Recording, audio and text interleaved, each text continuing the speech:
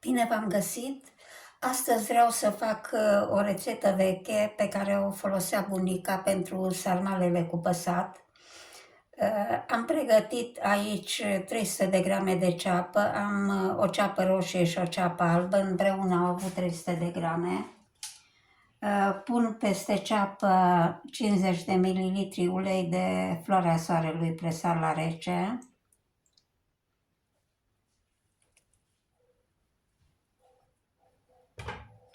Pun la foc mic ceapa să se călească puțin.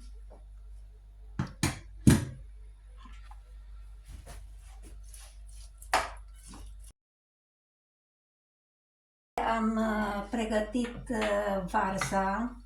Am avut 1,5 kg de varză. Am pus-o în apă fierbinte și am lăsat-o să se înmoaie. În apă am pus o linguriță de sare și 2 linguri de oțet de mere.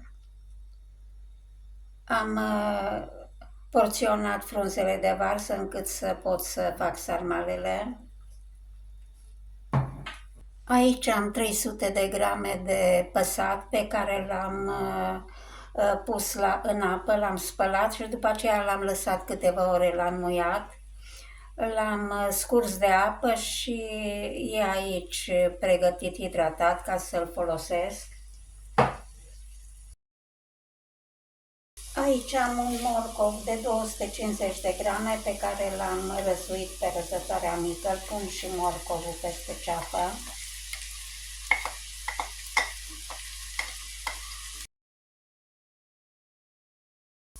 Am pus condimentele, o linguriță de cimbru și o linguriță de mărar, o linguriță de boia, o linguriță de sare,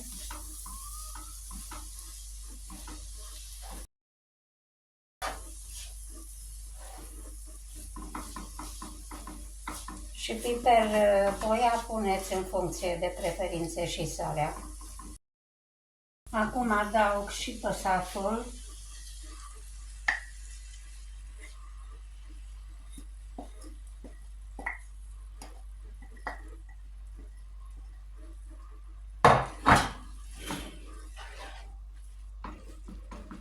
Amestec să se omogenizeze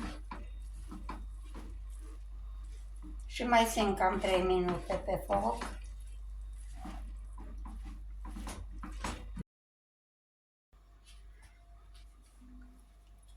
Aici am pastă de tomate de casă. Am să pun cam 100 de mililitri.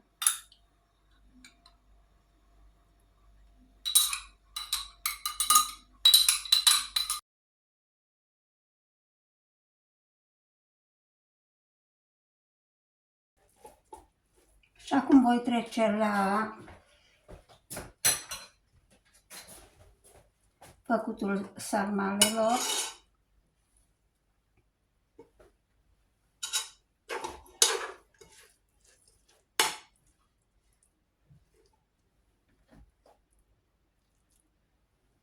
În fiecare bucată de sarma o să pun câte o bucată de piept de porc. Este piept de porc afumat și fiert.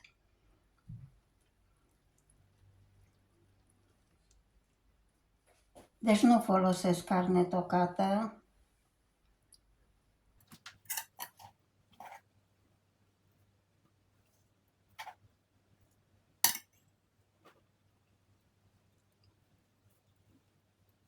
Continuu așa până când termin toate foile de varză și compoziția de păsat. Am terminat sarmalele, acum le pun în cratiță.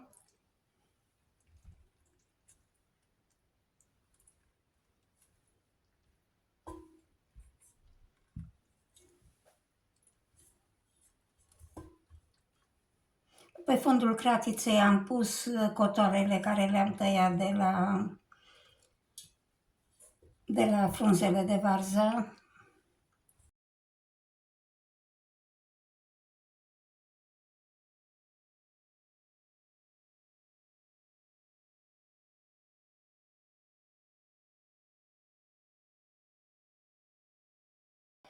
Și deasupra voi pune varza care am tăiat-o fideluță, de obicei din frunzele mici care nu le pot folosi, o tai.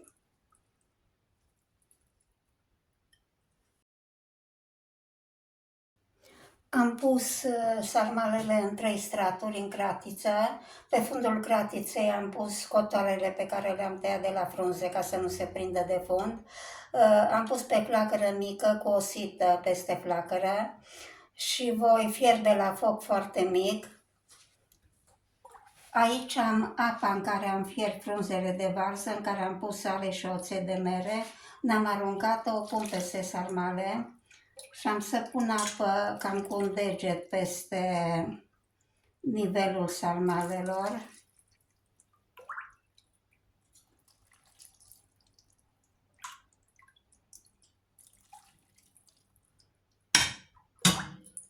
În timpul fierberii o să urmăresc, dacă cumva absorbe mai mult lichid, o să mai pun din apă.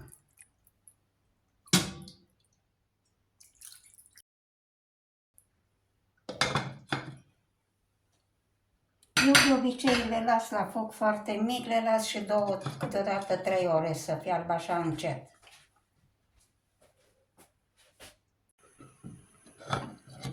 Am pus și puțin bulion de casă, cam 150 de mililitri, și las să fiarbă în continuare.